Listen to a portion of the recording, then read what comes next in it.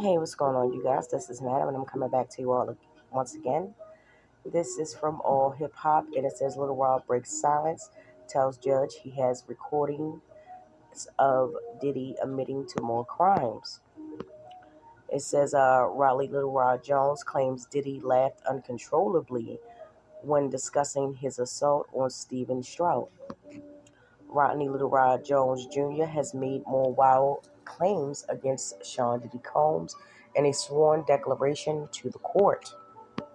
Jones, once an insider in the world of Bad Boy Records mogul, has recently offered the court a recording purposefully of Combs bragging about engaging in violent and illegal activities throughout his storied career. Jones, a producer who collaborated with Combs on the Love album Off the Grid, claims to have first-hand knowledge and evidence of Combs' illicit actions, including physical assault, tax evasion, and more disturbingly, uh, the shooting of a woman. He shared how he would get things by force, Little Rod explained. This includes record deals, signatures on contracts, Smex acts from women and men, as well as women of his enemies. Jones alleges that Combs' boast on the recording encompassed a wide variety of criminal activities, from coercing individuals into recording deals and sexual acts to physically assaulting industry executives and evading taxes through offshore accounts. Ooh, wow. That's, oof, all right. Among the startling accusations Jones makes in his $30 million lawsuit against Combs, he asserts that he took pleasure in recounting his influence over celebrities and artists, particularly in manipulating circumstances to his favor. Jones also recounts Combs admitting to involving Jennifer Lopez in potential illegal activities, leveraging his position to have Shine take the fall for the nightclub shooting in return for a recording deal with Arista Records courtesy of L.A. Reid. Child. He bragged about departed attorney Johnny Cochran's savvy legal skills and ability to pay off the witnesses through private investors and other third parties, Jones claims, explaining how Combs supposedly avoided conviction. Jones also claimed Combs still revealed in aggressively handling record executive Steve Stroud over a business dispute over Nas' Hate Me Now video. The assault left Stroud with a broken jaw and arm. Mr. Combs bragged about the power he has and the fact that he beat up record executive Steve Stroud's ass. Okay?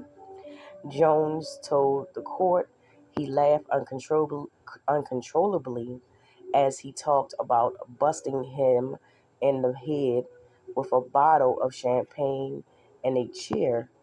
On another occasion, Mr. Combs bragged about beating up Gerard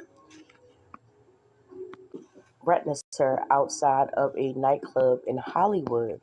And the lawsuit paints a picture of a man with considerable sway over the industry's legal and financial uh, machinations and claims Combs maintained a controlled investments in shell companies in the strategic movement of money to untraceable accounts overseas. Mr. Combs also informed me that only poor people pay taxes, Jones claimed. He shared that it is a common practice in the music industry to wire money from anonymous accounts overseas. This is why, if there is ever a need to take care of a problem, it would never be traced back to him. These accounts were in Germany. Combs has already dismissed Jones' lawsuit as pure fiction through his lawyer, Sean Hawley, who slammed Jones and his lawyer, Tyrone Blackburn, for launching a lawsuit that was nothing more than a transparent attempt to garner headlines. In addition to Jones' legal action, Combs is being scrutinized by Homeland Security. The federal organization recently raided his mansions in Los Angeles, New York, and Miami over alleged ties to uh, S trafficking rings. And that is the end of the article right there. So, a little bit more detail comes out about this whole screwed up debacle. Um, you know, at some point you got to say, hey, you know, you got multiple people, and I stress this very lightly. You have multiple people, um, with similar stories in regards to the alleged assaults and stuff like that. You have multiple people that are coming out of the woodworks, or people that have said things over the years that people just took as speculation, just gossip and things of that nature. I'm not saying that there isn't, a little embellishment in somewhere in any of these stories. However, the